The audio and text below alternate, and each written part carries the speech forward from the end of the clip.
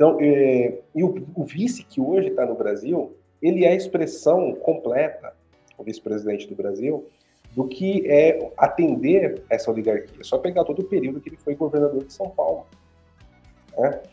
Então, caso o cacique que nós tenhamos hoje seja expulso da tribo, o vice, ele é muito mais fácil de controlar e obedecer a oligarquia brasileira do que qualquer outro.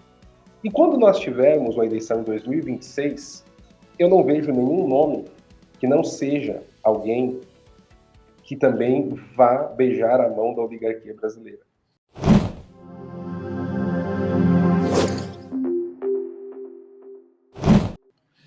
Agora, PH, esse momento que a gente está vivendo aqui, para você, principalmente nos próximos 2, 3 anos que temos pela frente desse governo, nada muda. Tá tudo desenhado. A gente vai ter que falar um pouco em metáforas aí, né? Sim. Betete, eu posso dizer para você o seguinte. Tivemos aí um efeito surpresa, né? Eu escrevi semanas aí, tivemos aí um burburinho mundial. O Brasil, como você falou, está à deriva, né? A gente está perplexo aí com algumas posições aí do Estado brasileiro em relação aos acontecimentos mundiais, que nós sempre tivemos uma posição um pouco contrária, né? Mas agora Olha, tá tudo... eu escrevi um artigo na semana passada, eu publiquei ele no domingo no meu Twitter, e ele, graças a Deus, teve mais de 1 bilhão de visualizações. Ele teve uma penetração muito grande falando sobre isso, essa questão do sul do Brasil, e como isso está fazendo a sociedade enxergar que o tamanho do Estado é um problema. Não estou aqui falando contra o Estado, mas o tamanho do Estado e a forma que ele é gerido. E, particularmente, eu acredito que nós tivemos em 2018 algo que foi alguém que não fazia parte da oligarquia brasileira. Porque, tudo bem, nós tivemos políticos, ditadores no Brasil, regime militar e etc. Mas quando a gente olha no pano de fundo, sempre a mesma oligarquia controla o Brasil desde o golpe da República, em 1889. As mesmas famílias. Você consegue puxar. Um dos homens que sugeriu fuzilar a família imperial do Brasil na proclamação da República, ele é avô de um ex-presidente brasileiro chamado Fernando Henrique Cardoso. Então você percebe que essa oligarquia brasileira, ela perdeu o controle nas eleições de 2018 e era necessário voltar com alguém que tivesse a possibilidade de continuar entregando aquilo que a oligarquia queria. Você quer avançar com as suas pautas, a sua agenda internacional? Tudo bem, mas a gente precisa manter o jogo oligárquico. E a gente viu como isso funcionou. Né? Então, o vice que hoje está no Brasil, ele é a expressão completa, o vice-presidente do Brasil, do que é atender essa oligarquia. É só pegar todo o período que ele foi governador de São Paulo. Né? Então, caso o cacique que nós tenhamos hoje seja expulso da tribo, o vice, ele é muito mais fácil de controlar e obedecer a oligarquia brasileira do que qualquer outro. E quando nós tivermos uma eleição em 2026, eu não vejo nenhum nome que não seja alguém que também vá beijar a mão da oligarquia brasileira. Infelizmente. O pessoal fala, o governador de São Paulo. Sinto muito. Ele também pode ter ideias mais à direita? Pode. Mas ele também é mais um que vai estar ali para obedecer à oligarquia. E existe um jogo de... É aí que é o terceiro eixo desse livro, Betete. Basta ser de direita? Basta eu dizer que é de direita? Porque você entra num determinado ponto que você pode se dizer de direita, conservador, você pode falar que você é um político que atende tudo isso, você pode até defender algumas pautas, mas no fundo você vai estar contribuindo para o avanço revolucionário e para a obediência dessas oligarquias. E no estado de São Paulo, para quem é do estado de São Paulo, já tem várias ações do atual governador que anda de mãos dadas com a política identitária. São várias ações. No campo técnico de infraestrutura do Estado, não tenho o que dizer. É um trabalho realmente primoroso. Mas naquilo que é do longo prazo, que é a formação da sociedade, até onde o Estado pode ir, né, tem favorecido muito as agendas de esquerda. Então, na presidência da República não seria diferente.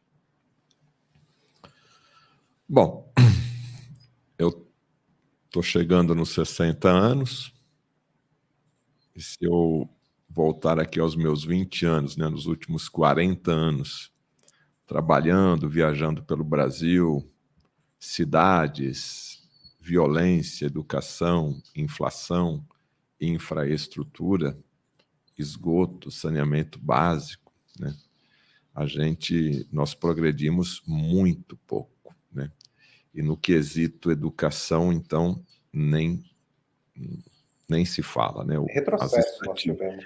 As estatísticas, né, comparativas aí, quando nós participamos aí dos vários testes mundiais, são números vergonhosos, né? Sem educação, meu amigo PH, é isso que nós temos pela frente, nada de novidade. É isso? Olha, Betete, existe a questão, né, do teste de QI. Acho que eu só preciso ligar a bateria aqui do notebook. Só um minutinho, por favor. Liga aí, estou falando aqui com o PH, do canal PH Vox. Vai lá, se inscreva no canal do Paulo Henrique Araújo, canal PH Vox. Você vai estar muito bem informado aí na geopolítica e nos acontecimentos nacionais e internacionais. E ainda vai aprender muito aí sobre a história da Igreja Católica, catolicismo, dos santos. É muito interessante também quando ele faz esse tipo de abordagem lá. Pode Perfeito, continuar. meu cara.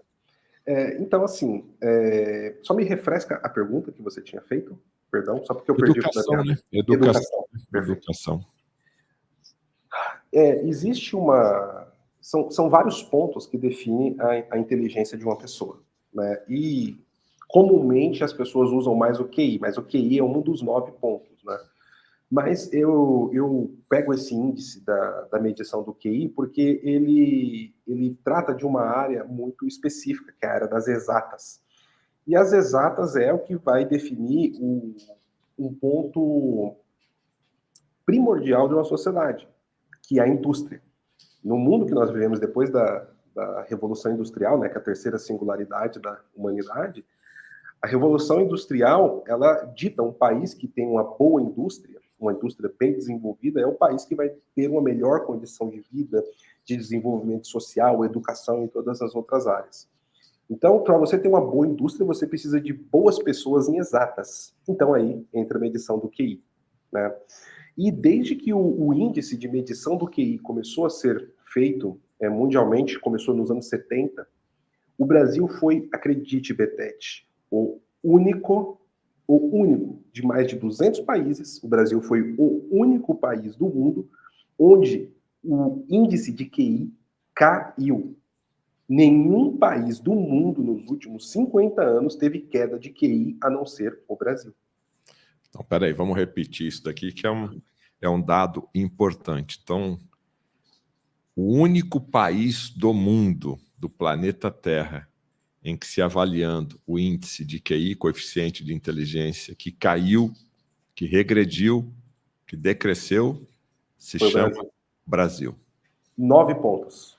9 9 pontos. 9 pontos. É muita coisa. Sim, nós tivemos uma queda de 9 pontos de QI nos últimos 50 anos. Existe um movimento no mundo, tá? Que aí a gente tem que ampliar um pouco. O QI médio do brasileiro caiu, isso é óbvio. Mas nós estamos enfrentando, com essa geração que nasceu ali a partir de 94, 95, um problema no mundo inteiro, tá? Não vou colocar em todos os países, mas em todos os continentes, na maioria dos países, que essa geração atual, na primeira vez na história da humanidade, é uma geração que ela não tem o mesmo nível de desenvolvimento e inteligência que a geração anterior.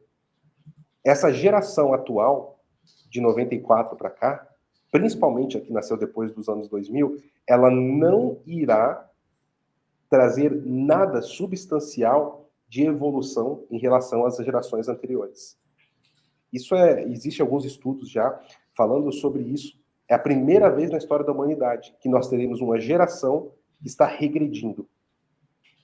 Mas no Brasil a situação é pior, principalmente por conta do socioconstrutivismo do Paulo Freire, né?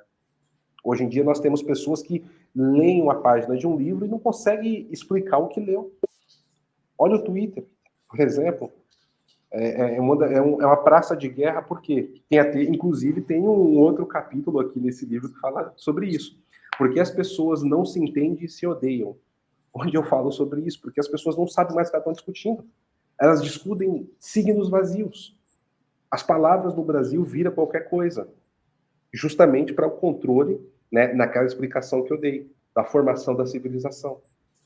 Então, os valores que fundamentam o seu entendimento, a sua cosmovisão, tudo é baseado naquilo que o Estado quer. É muito do que está no 1984, do George Orwell, né? A Nova Língua.